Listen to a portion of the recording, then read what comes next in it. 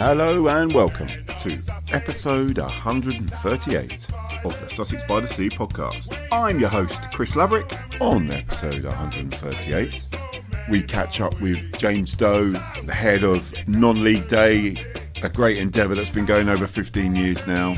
We couldn't do a proper interview, but James gives us an update of all the good things going on this Saturday for Non-League Day 2025. Then we have the SBTS fan roundtable with all the usual highs and lows as we head into the business end of this season. Enjoy, SBTS fans. Hi Chris, it's James here from Non-League Day. Apologies that our schedules haven't matched up this year and I'm only getting to talk to you via this recorded message. Thanks again for having me on the podcast to give a flavour of what's happening on Non-League Day this weekend. So it's been a very busy year, possibly the busiest ever. I'm actually quite excited going into the event as there seems to be absolutely loads going on. We've got, as usual, clubs participating all over the country. I mean, we're working again with Prostate Cancer UK for the 11th year in a row, and there are, scores of teams all over the land who are doing all kinds of fundraising for the charity. I mean, on your doorstep down in Sussex, Bexhill United, for example, are doing Pay What You Want and then giving all the proceeds to prostate cancer, and it's the same at Beaconsfield Town and I think another club called God Manchester Rovers up in the South Midlands. So that's exciting from the PC UK point of view. Aside from that, Athletic Bilbao are involved again for the third year running. This year they've picked 6 clubs around the country who play in the same sort of red and white strip as they do. And sort of down in the southeast, they've gone for Staining Town and Sheppey United. And on the day, they're going to be giving them a couple of shirts, a men's and a women's one, which they can do with as they will to raise funds for whatever they want to raise funds for, whether they want to raise funds for themselves or a charity. So that's been really, really positive. Gained us a lot of publicity both here and across Spain and the Basque Country. So that's been really brilliant. One of the highlights of Saturday, which I'm going to be taking part in, is the Essex Senior League ground hop. Michelle Dorling, the secretary, has been working really, really hard with all the clubs in the Essex Senior League to stagger kickoffs across the day, and there's even a couple on Friday night. And what you can do, you can buy a passport from the league for £30, which you can then use to access pretty much as many games as you can over that 2-day period. And you'll get a unique free gift at each one, whether that's, something to eat or a programme or a badge. There's lots of little great offers going on there. But another big thing about the Essex Senior League ground hop is that 3 of the matches at Benfleet at midday, Buckhurst Hill at 3 and Takeley at 7:45 are also all going to have the Premier League trophy so that fans can come and have their photos taken with it at those games. I'm all set to be at Benfleet for the midday game. I've been asked by the Premier League to go down there because they've been big supporters of us over the last few years. So I'll be there for the launch of that. And then I'm hopefully setting back to East London with my friends to watch Clapton CFC at 3 o'clock in their Southern Counties East League game against Croydon. So there could be a big old crowd for that one. What else have we got going on? We've been trying to start a new partnership with the NHS Blood and Transplant to try and drive donation up, get new donors to register, because there's a critically low supply of blood stocks at the moment, and we always need new people to get involved. One of my team at Non-League Day recently gave blood for the first time and found out he had a very rare blood type, so he's been particularly motivated by that because he can make a real difference to a lot of people. So that's something we're trying to drive. We've got our partnership again with South Western Railway, and they're doing lots of stuff across the network. They put up some promotional videos today. Their PR team have been guiding me very expertly through loads of interviews and stuff, so that's been quite a fun experience to have my own PR looking after me, and a bit mind-boggling at the same time.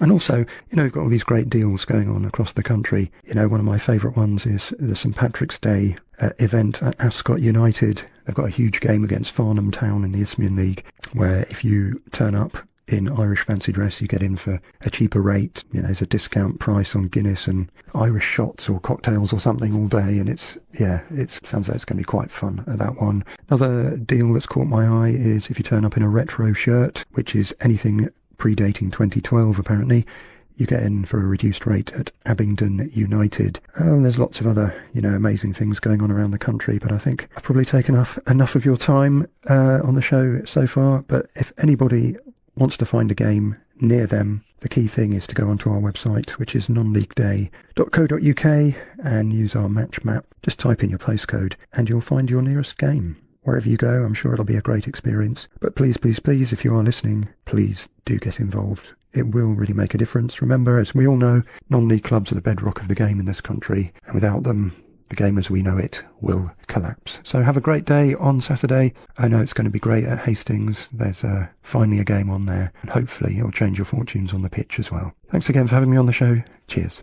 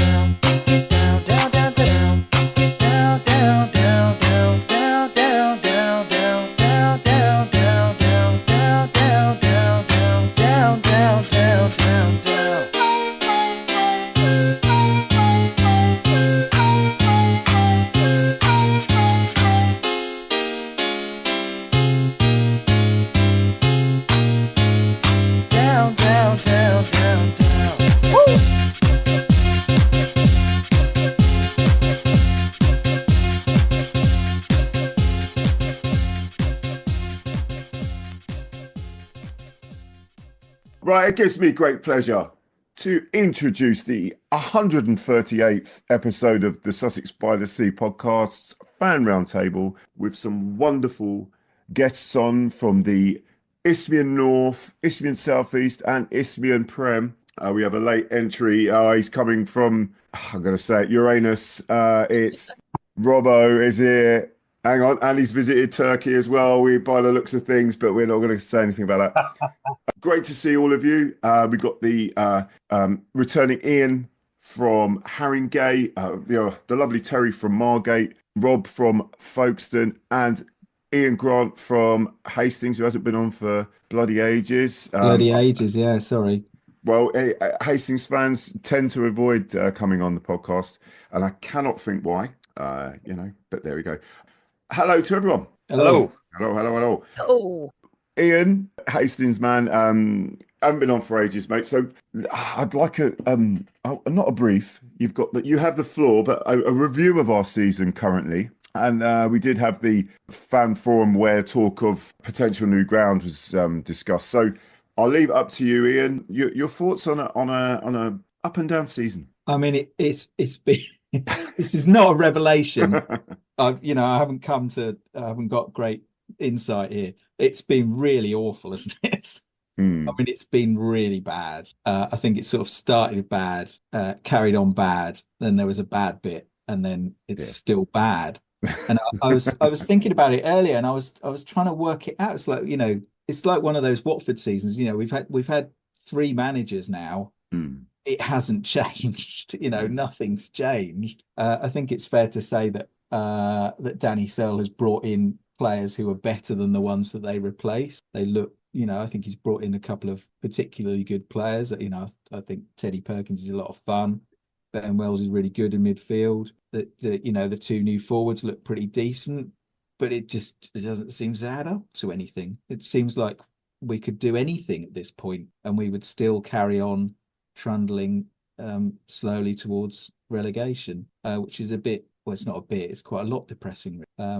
And I think mathematically we're not down. No, we're not. Ian. No, absolutely. I'm very much of that mind. If we were to win on Saturday, who knows? Then you got Canvey, who knows? Maybe, but it's very hard to see the signs.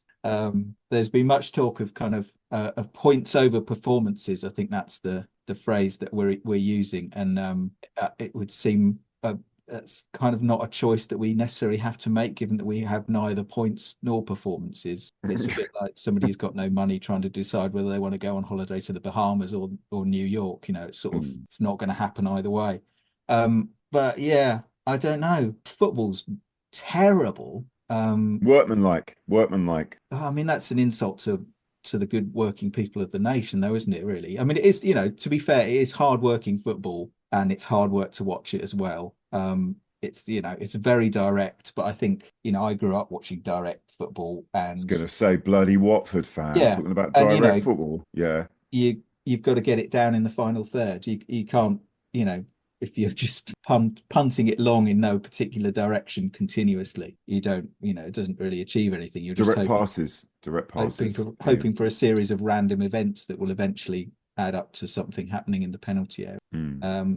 So it's pretty desperate. I can see that the players are trying their hardest. I think the pitch is a nightmare. That doesn't help things, does it? Ben White, the glorious football can't be played on that. No, I think that's the thing. Ben White at the Forum was arguing that it wasn't really a fact, but I disagree with that. I think if you've got a playing surface that's basically changing the way that you're able to play in 50% of your games and changing it in a way that doesn't favour several of your best players, then I think you've got a real problem. It's just bobbly. We're both. Well, I think we're both going to commit Sibaku in a minute, aren't we? Yeah. Yeah, but as you say, I mean, who knows? Stranger things have happened. Yeah, but it would be lovely to see some signs, and I don't see the signs. But you never know. Well, it's a problem with a sinking. Well, with a ship that's taking on water, and he said sinking ship there. We were conceding goals too easily. Danny Searle has definitely changed things, tightened things up, and the football is obviously more direct. But then I don't think we had the players to play the passing game here. That it wasn't working, and we're not getting stuff now. we're getting the occasional result. We haven't had that. We've had, you know, that stuff where when you're down there, everyone knows this. When you're down there, you know, your luck goes out the window, doesn't it? And that little penalty shout or that free kick goes against you, you know. But that's because you're only getting a few chances in a game. Yeah, exactly. Whereas, it's a percentage game sometimes, isn't it? You know, it's easy to moan about a penalty given against you, but if you've if the opposition have had the ball in your box a lot, then they've increased the chances of that happening, and you haven't. But it's also when sorry, that's me bringing. It's also when you're sort of down there, you actually need to start picking up points at like a much faster rate than you like. If you're 15th, 16th, you can pick up 1 point a game or something like that, and sort of tick over quite nicely. But if you're 6 or 7 points behind, you need to kind of pick up that deficit before on top of getting enough points. Like that would winning points at a rate that would like let you stay up over the season. So it's like you need to string like 4 or 5 wins together to get yourself out of shit. And then there was a moment, you know, we beat Hendon a couple of weeks ago, and there was a moment where Hendon were worse than us. That was they were worse than us. We scrapped out a win, and there was that moment. Then you've got a game on the following Tuesday night, albeit a tougher game, and you sort of think, well, if we can go into that, maybe we've picked up confidence a bit, you know, maybe we can give that a go. If you were to get something out of that, then suddenly you're talking. And you know, we were nothing in that game. You know, we were beaten comfortably, really. I think that was the moment where I slightly. But I'm not giving up hope, Ian. Never give up. This is getting worse, isn't it? No. Does anybody know any songs? No. Well, you know, it's, you know, we brought in Reese and I always get this guy's name. Is it Siabonga, the sort of winger stroke forward player? Yeah. Brought loads of energy and hustle, which is one of the things that I was really surprised about with Hastings. Like Hastings usually was a team that, okay, we might not be able to pass the ball off the field, but one thing we gave was 110% and got stuck into people and almost to the point of being a bit of a niggly side. And that disappeared this season. So bringing in players that are like that get stuck in and just will not give up till the night that, you know, that final whistle goes, was like really obvious. You know, as soon as they come in, it was like, you know, like they stood out like a sore thumb. And unfortunately, in the Dartford game, which we are really in it, it was the fans were great. You know, even the Dartford socials, you know, like their match report said that Hastings, us lot, we did a Terry. We, you know, gave it our all for 90 minutes, despite it not being fantastic. You know, trying to be that 12th person. And you know, there's not too many sides. And obviously, Siabonga's got himself sent off towards the end, so he's out for 2 games. I think possibly Adam Lovett's out, and I think obviously Keir Moyes is out. Teddy Perkins is out, isn't he? Yeah, Finn Chapman, I think, might be out as well. So it's a tough one. You just, you know, it's I don't know. It's got to keep going, haven't we? Really, just got to keep going. But you were just quickly. Who we got anyway? We got. Is it? No, we ain't got Wingate. Is it Wingate? Chichester. Another tough game. Yeah. And I'm sure we got Billericay as well. Sorry, I thought you were asking about Saturday. Yeah. No, I'm saying I think in the next 3 games we got. Yeah, right. Chichester, Billericay, but then we got Canvey. Yeah. And I was really hoping we would have something to play for when we get to Canvey. And stranger things have happened, you know. But it's looking distant now. It really is. And Saturday is just a must win. The absolute must win. There's no two buts about it. But just quickly on that fan forum. Yeah. Let's do some more positive stuff. Just quickly, because I think that everyone's going to hang themselves if they keep listening about the woes of Hastings United. Starting with us too. Yeah. The forum, I think, was positive. Obviously, half of it was kind of devoted to questions about the football, which was less positive. But there followed a presentation about ground redevelopment of the pilot field. I think that the kind of headline in terms of the current facilities is that the main stand will close for spectators, at least from the end of next season at the latest. And so at that point, we're kind of improvising around ground arrangements. So the bullet points of it are the main proposal, and it is just a proposal at the moment.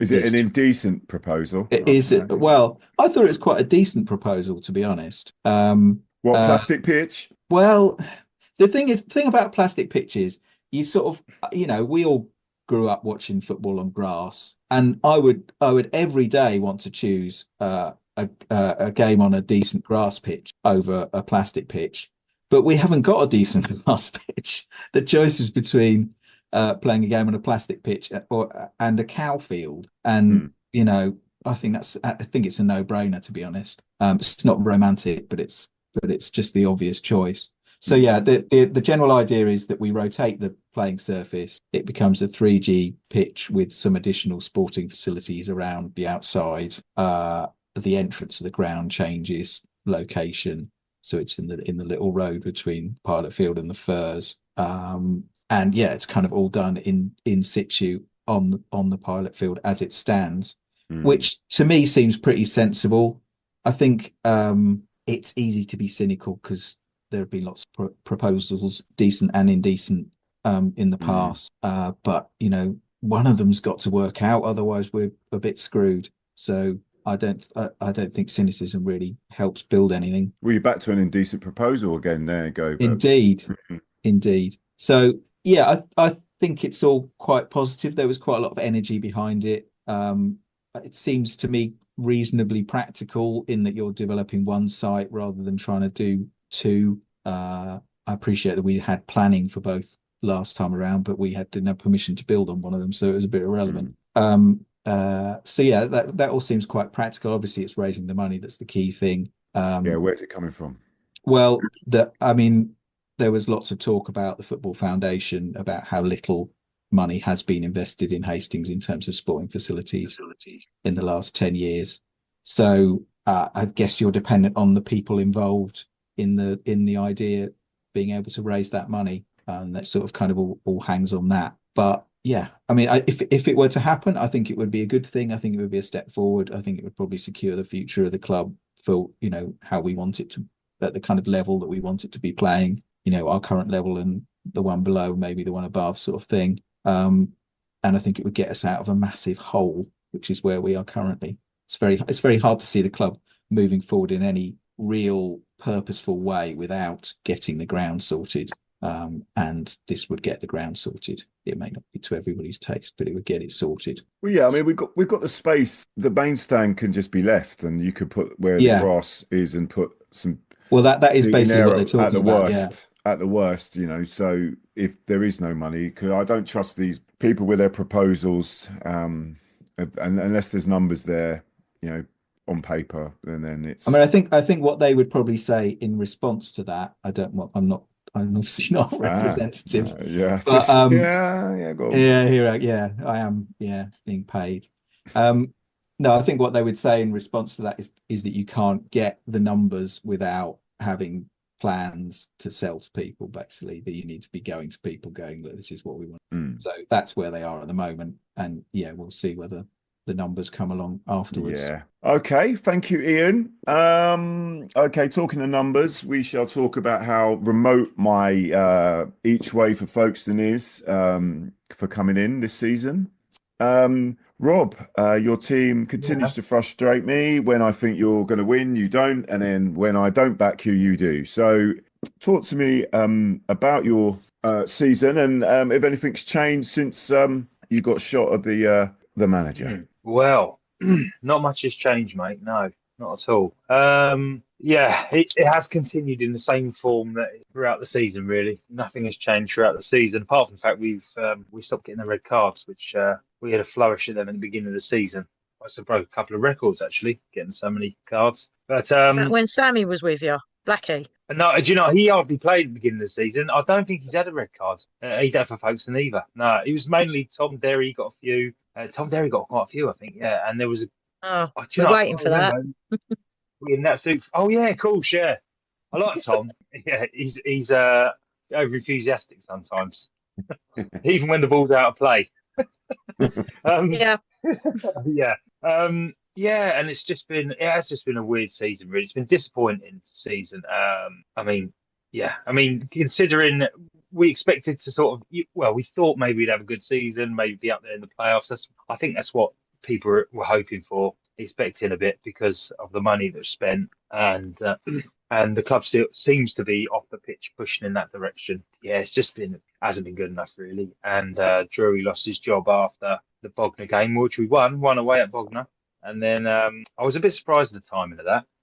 He got sacked within like an hour of the full-time whistle away at Bognor. I don't know if he knew beforehand that he was going, or I don't know. I don't know what the catalyst for that was, why they got at that moment. What do you think? Yeah. Why do you think he went just results? Well, ultimately it's results, isn't it? But I don't know. But it's the timing of it. Maybe you think see the season out because it's really not going anywhere anyway.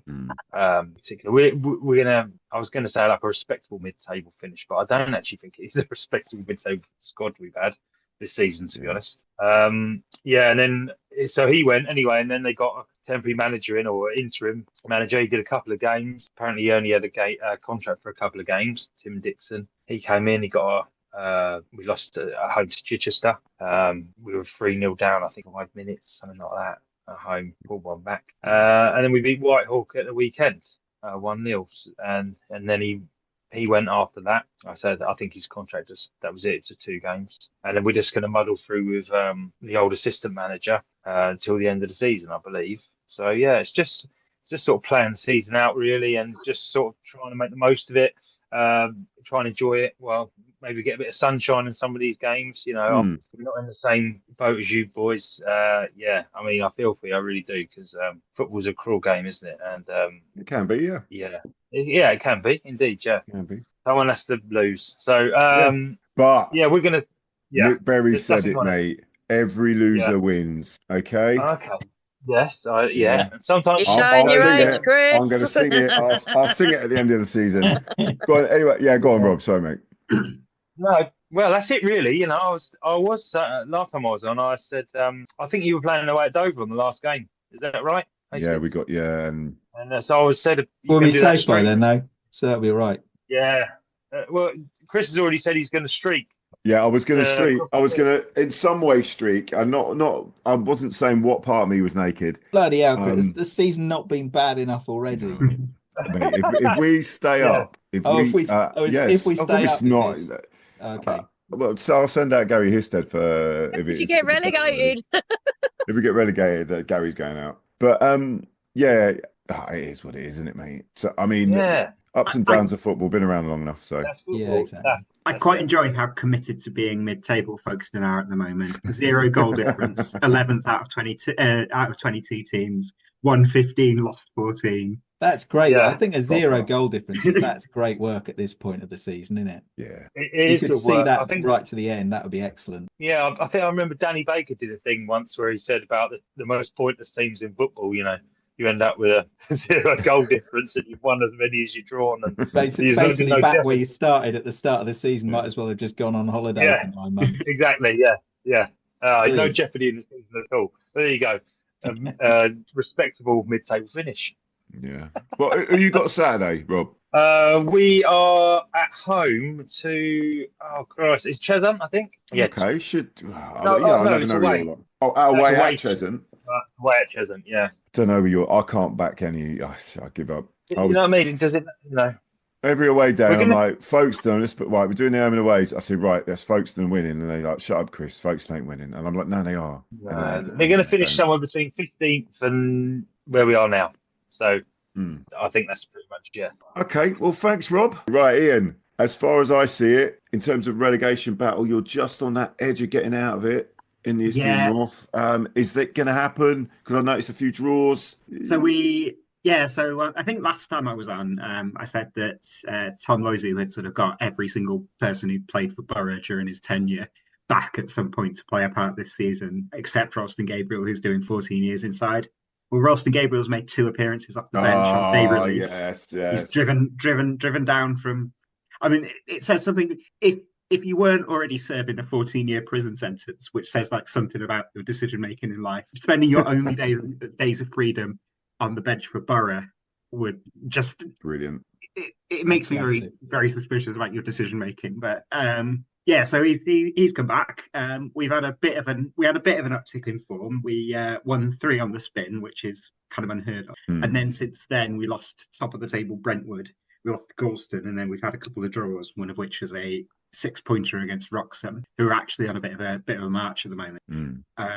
So it's sort of and then we drew with Whittam as well, which is we should have won, but for very dubious refereeing decisions. So I think we're in a relatively strong position at the moment. Like if you look at our running, we've got a massive game on Saturday, which is Newmarket away, who are 2 points ahead of it.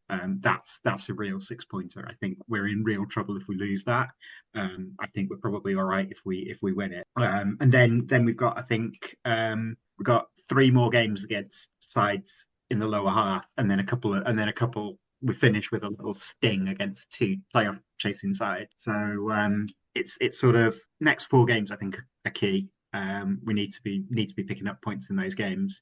I think we are at the moment. We've sort of dragged ourselves almost out of the mire. I really don't want to go down to. I don't even know what league we'd be in if we went down. Essex Senior League maybe. That would be grim. Yeah, so it's a very sort of Borough all-star team at the moment. We've got Oluja Ajayi's back, Michael O'Donoghue is back, Ralston Gabriel obviously when he's on day release, and yeah, it's kind of it feel like people. I think people are feeling relatively confident. That sort of negativity that was sort of seeping in earlier has disappeared a little bit. Yeah, it's only like a point in it, and is it like just with 2 points off Newmarket, I think. 2 points, yeah. So when he comes out, is he allowed to bring weapons with him as an impact sub? Is he? Yeah, I mean, he's on his best behaviour at the moment, I hear. Yeah, he's. That's commitment to the Borough cause, I have to say. That really is. What I will say is it probably says something about us as a team. Like, not all of them bad. They're basically a huge amount of like former players kind of have a love for the club. Might go somewhere else to try and make their fortune, but when it all goes to pot, they come back to Borough. They come to the bosom. It's like there's a sort of Haringey. I feel like there is a real sort of like Tom Loiseau is the surrogate father for quite a lot of Borough players. We've also got someone new who is so Sydney eBay is actually looks like a real footballer. He's big. He holds up the ball well. He can use his head. We heard when he signed that he'd already been like he was on his way to someone in the National League South, but that hasn't fell through. That hasn't materialised yet. So maybe his agent telling stories. But he looks good as well. So he thought he was going Eastbourne Borough. Looking okay. He thought he was going Eastbourne Borough, and he ends up at Haringey Borough. Okay, just quick interjection here. What Mark from Whitehawk, who was going to be on, his missus is in labour currently, so he said he's busy, but all the best to the happy couple, and I hope she's not in labour too long. Yeah, bless him, because I mean he needs to get send to the our gym. best. Yeah, exactly. So I'll message him in a bit anyway. But right then, Terry. So Terry, Margate, who've been in the playoff spots most, if not all, the season, haven't you? Yeah, pretty much. Yeah, which is worrying because, like, this is Margate we're talking about. So. What's your thoughts on it? Because you've still been picking results up despite maybe not playing the best. We've had a lot of draws that I think might come back to bite us in the arse, because we've been playing good football. I mean, game before last, we couldn't buy a bloody goal. We were peppering them. So many shots and trying it, and it was just not going over the line. It was ridiculously frustrating. That game ended up 1-1, and then we had Saturday. Okay, they're further down the table, but we still managed to smash in 4 goals. Who are you playing? It's like, where's that been? Yeah, you're forgetting the teams now. They just 3 points. Line them up. Who did we have? Just cannon fodder, It was Littlehampton. Littlehampton. Yeah, Littlehampton Town. Yeah. So it's just one game to the next. I've said all along, I never make predictions because you got to play whoever's out there on the pitch with you, and that's just the way it goes. But it's been so frustrating with the amount of effort those lads put in, and it's just not converting into goals. What? And if you won It's 4-0, how many more goals do you want? Yeah, no, previous to Greedy. that. You can throw a few goals to Hastings. Bloody hell. Yeah, but no, I'm shots. just saying We could start with shots. And that's the frustrating thing. We have, there's been some great passing in from the wings, and it's just not, how it's not gone in the goal most of the time. It's like there's a bloody force field over it a lot of the time, But as I say, Saturday was good. 4 goals from 4 different players. It's how Tom Derry didn't get one as well. Honestly, poor lad. I feel so bad for him. But yeah, it's getting there. I'm always anxious at this time of the season, either way. Because because we want to go back up. Mersham's coming up behind us. We've got to play them. Who else we got? Sevenoaks, they're coming up again. And they've got one of our ex-players. So ghosts of players past, that's going to happen, Who else we got? Beckenham. They're coming up behind us. It's like all these, how things could change really quickly in the table. Things could get rearranged, and it's like, oh my God, So I'm like, we can do this, but oh my God, looking up behind us, You've got, how many you got? That 4-point buffer from to the below, have you? Is it about 4 points? We're on T. Oh, I thought you'd have this memorised, Terry. No, be daft. I've got a memory like a bleeding sieve. Right. Yeah, we're on 70 and Mersham are on 61. Right, so you've got a 9-point buffer. And I'd love to be that bloody 7 games to go. Worried. 9 points. Yeah, to be fair, Chris, we have got a 9-point buffer. Right, stop it. The wrong way. No, it ain't. It's a 10-point buffer. Sorry, and 10, and about 1 million goals as well. Anyway, yeah, but we were in the same position this time last year. If you get a good run going on, you could claw yourself up. You said this a few times. Are you available on loan, Terry, at all for the remainder of the season? Only if I don't have to drive out that bloody hairpin coming down to your place. Yeah, no, I have nightmare Hastings at the moment, driving wise. What? So your Ramsgate's going to win the league. I think they're finally going to do it this year. That's pretty safe to say. Yeah, they're about 20 points clear at the top there. So as we said, that is a good away day. Ramsgate, possibly using Margate. So we're going to have Sittingbourne, Littlehampton, Sevenoaks. Anyway, I'm getting what? Who? Sheppey. Yeah, Sheppey. Yeah. But Deal's all right. Deal's a good one. Deal's nice, yeah. Yeah, Deal's nice. So well, I don't know what you're worried about. 9-point bloody buffer. I'm always anxious, and it's the playoffs then, isn't it? That's a lottery in itself. True, but usually it's never the second place side that does well. That one that just missed out. I mean, I suppose Ramsgate have really pissed the league this season, haven't they? Really, I think we can safely say they're going to go up as champions. Yeah. But they spend money and then hand over foot. Oh, so. God, they if they don't go up, something is seriously wrong because they can't cock out 3 years on the trot. Yeah, I can't see it. It's just I don't think it's mathematically possible anymore. But you got Sittingbourne, you got Burgess Hill. I mean, they're all I'm looking dicey if we're going to have to play them. Sittingbourne are our bogey team, so yeah, it's a bit. Well, we can do this. So I know who have you got Saturday? Stenning Town Community. Oh, there you go. There's 3 points. Yeah. Come on, Terry. You're coasting the playoffs. Yeah, we can do this, but I'm still going to get anxious about it. Well then, okay. Well, thank you very much, Terry. I just wanted to ask Terry how she thought that Ramsgate would get on in the league above when they do come up, because it looks inevitable that they will. Do you think they'll throw money at better players, and do you think they make lots of changes? Well, they are trying to find a polite way of putting things. They are above themselves in their minds, shall we say? That if they don't keep throwing the money at it, they're gonna they have to keep the momentum going somehow. And I think they'll come across harder team in that league, obviously. So they'll need to keep throwing the money at it to keep it going. You've only got so many things that Joe Taylor can keep them going with, and he's not getting any younger. So they've got to try and keep the momentum going all through the season, really. They're not going to find it as easy. They're going to buy all your players, Rob. Probably, mate. Yeah. They're probably. To be fair, they're welcome to most of them. They need to talk it up, Rob. Talk up their value. Oh Surely. yeah. I'll tell you what, they're brilliant, these lads. Yeah. No, there's no way that Ramsgate are going to change how they are. They're going to be spending. Yeah.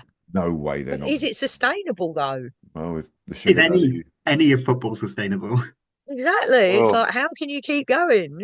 We'll see. We're getting into deeper questions there. Well, actually, so we're going to keep going. We're going to believe this is 3 points coming our way. Honestly, it's doable, boys. You keep. We had a great run. We only just missed out. Exactly. Yeah. What? Yeah, you can do it. Yeah. There you go. Right. Everyone, don't worry. Terry from Margate says we're not getting relegated, so it won't happen. No, thank you very much, all of you coming on. Always lovely to see you all. Thanks to Rob from Folkestone, Terry from Margate, Ian from the mighty Haringey, and of course Ian Grant from the almost as mighty Hastings United. Anyway, take care and see you at the game. Yeah. See you again. Cheers. Thank you very much. Cheers. That's it for this episode, SBTS fans. If you want to get in contact with this podcast, please email us on sbtspod@gmail.com. Twitter, which is SBTSpod. Otherwise, go to the YouTube. Over 4 years of content on there. There's so many other ways to listen. However you get your podcasts, we're on all platforms. Or go to the link tree, which is SBTS Podcast, and subscribe. It's all free. Remember, get yourselves to a game and support local football, whoever and wherever you're watching. And apart from that, see you at the game.